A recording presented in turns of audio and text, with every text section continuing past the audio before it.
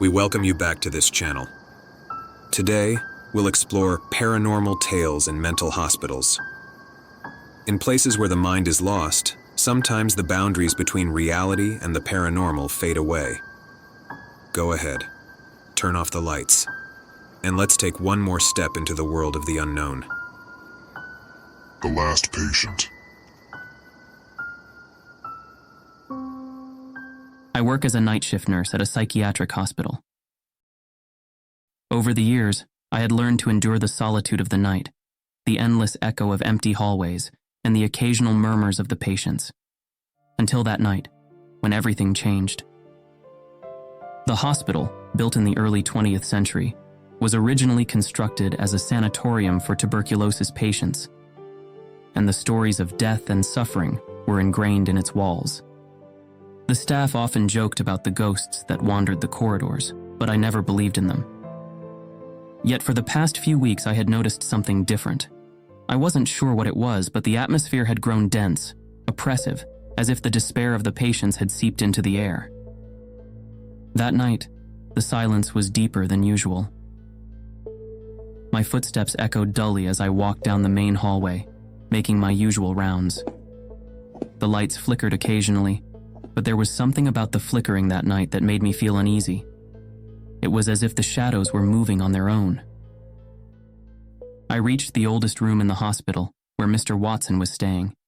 He was an old, emaciated man with a vacant stare, as if he had already left this world. Normally, he would be asleep at this hour, but when I opened the door, I found him sitting on the bed, staring intently at the corner of the room.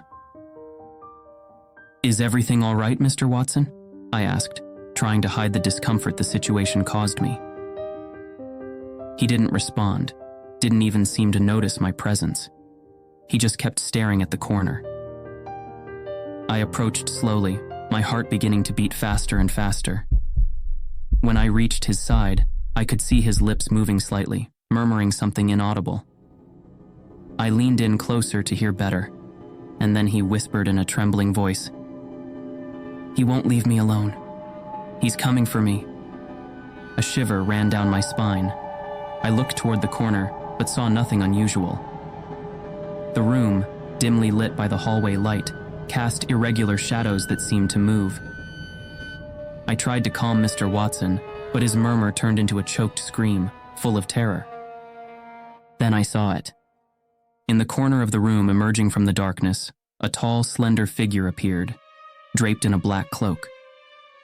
Its face, if it could be called that, was a blend of shadows and emptiness, without any defined features, just two hollow pits where the eyes should have been. It made the corner seem darker and darker. The entity didn't move, but the sense of threat it exuded was palpable, like a heavy presence pressing down on my chest. Panic paralyzed me. I was unable to move or look away from that figure that kept watching us from the darkness. Mr. Watson began to hyperventilate, his hands trembling uncontrollably. I tried to grab his arm, but then the figure took a step forward, slowly approaching, and the temperature in the room plummeted.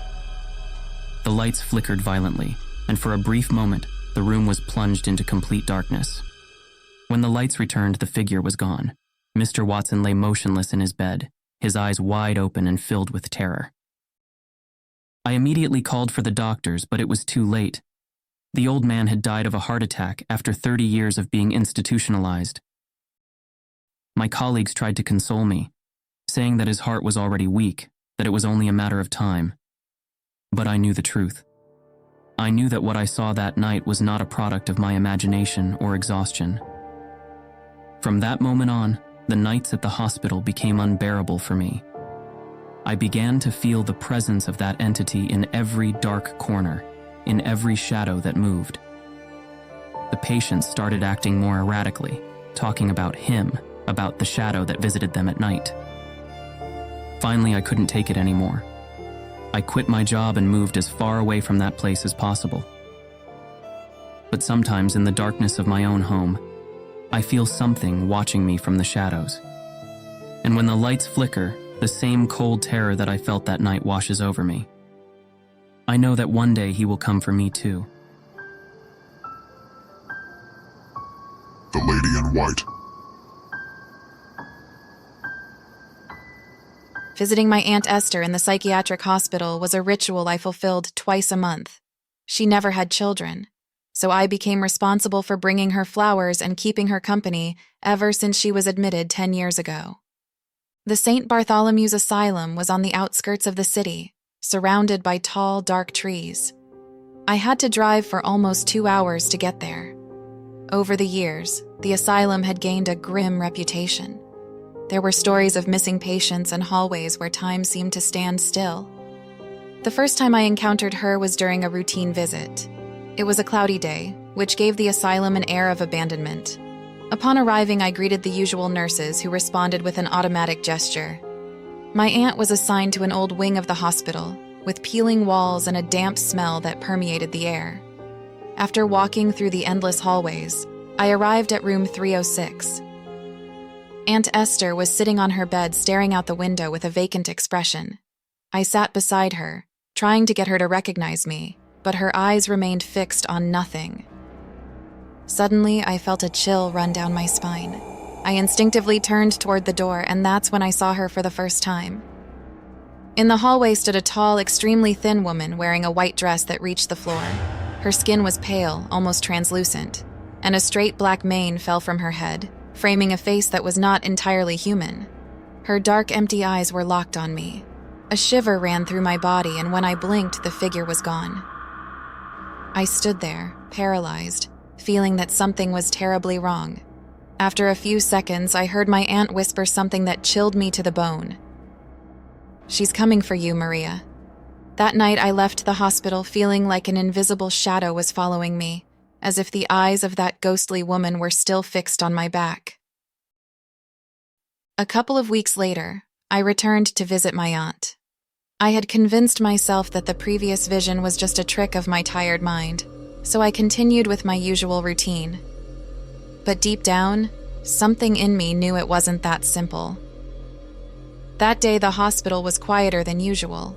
This time, when I reached my aunt's room, I found her in an unusual state of agitation. She was writhing in bed, her eyes wide open and muttering under her breath. I tried to calm her down, but then I heard a rhythmic tapping, soft at first, but growing in intensity. They were footsteps coming from the hallway, stopping right outside the door.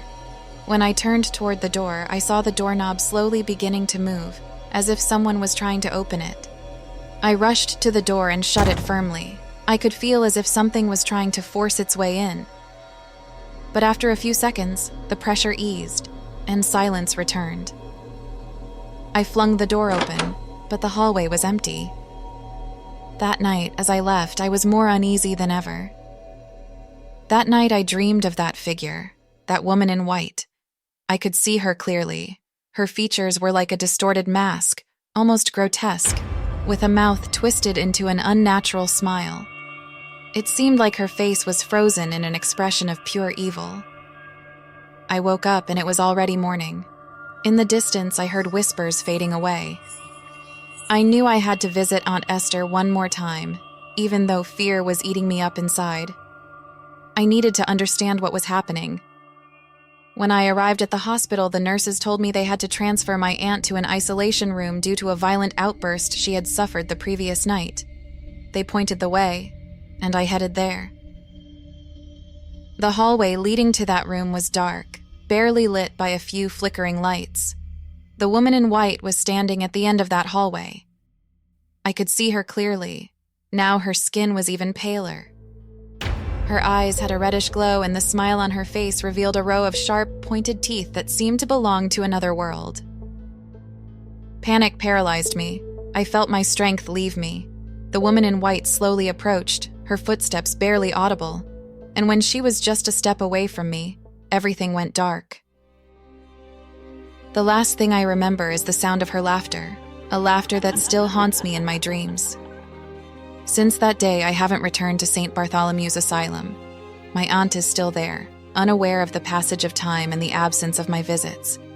Although I haven't seen the woman in white in my dreams again, I can somehow feel her presence, and sometimes I can hear that laughter again in the darkness of my house.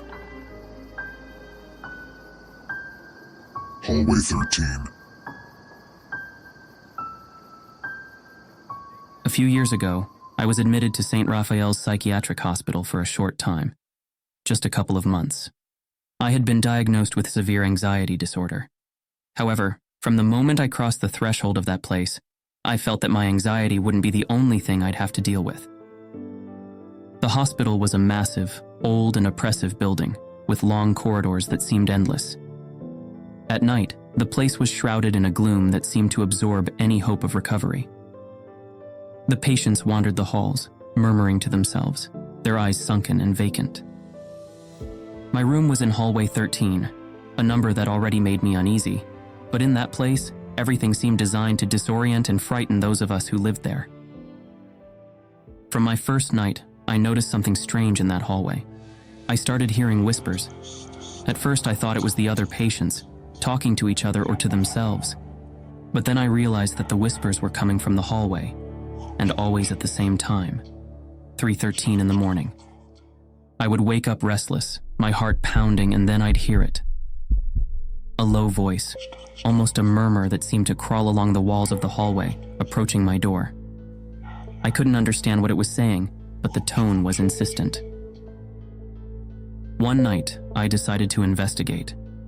I got out of bed, making sure the night nurse wasn't around, and opened my room door. The hallway was dark, with just a faint flickering light at the far end, and the whisper was louder.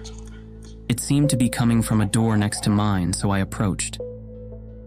I reached the door, old and wooden, looking as though it hadn't been opened in years. It had a small barred window, and behind it only darkness. With a trembling hand, I touched the door and leaned in to look through the window. That's when I saw it.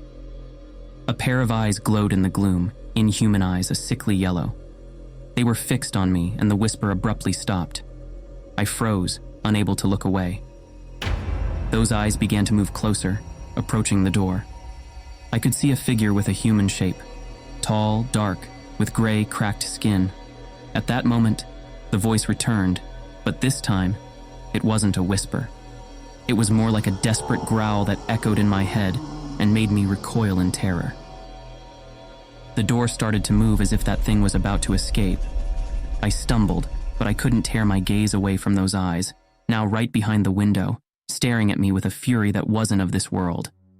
I don't know how I managed to pull myself together and started running back to my room. The hallway seemed endless, and my footsteps echoed in my ears. I slammed the door shut and locked myself in, trembling, hoping that whatever was in that room couldn't get out. I could still hear in the distance the echo of that terrifying growl. I could feel the hours passing, and I was still on edge. Those yellow eyes were imprinted in my mind. No matter how much I tried to forget them, they were there. Eventually, sleep overcame me, but those eyes followed me, waiting for me in the darkness of my nightmares. The next morning, I tried to tell the nurse what I had seen, but she looked at me with a mix of pity and disbelief. She told me that the door at the end of hallway 13 hadn't been opened in decades, that no one else had heard any whispers, and that it had all been a product of my disturbed mind. But I knew the truth. Something was there, something ancient and evil, feeding on the fear and despair of those of us trapped in that place. My time at St. Raphael's ended shortly after that night. I was discharged with a new dose of medication and the warning that I should continue my treatment, but the experience at that hospital changed my life. I no longer know if what I saw was real or a product of my sick mind. Sometimes at night, I wake up, and I could swear that when the clock strikes 3:13 in the morning, a chill runs down my spine, and that dreadful growl echoes in my head.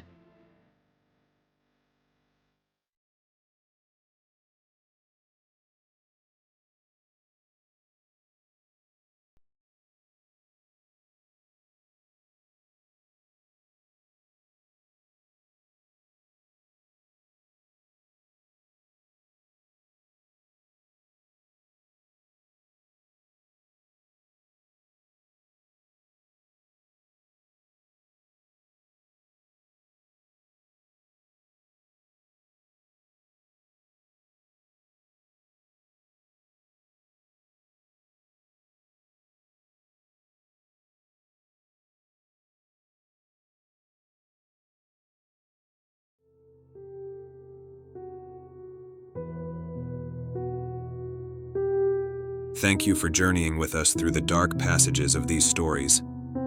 If you enjoyed them, give us a like, share, and subscribe so you don't miss more tales of terror. Until next time, where fear will once again be your companion.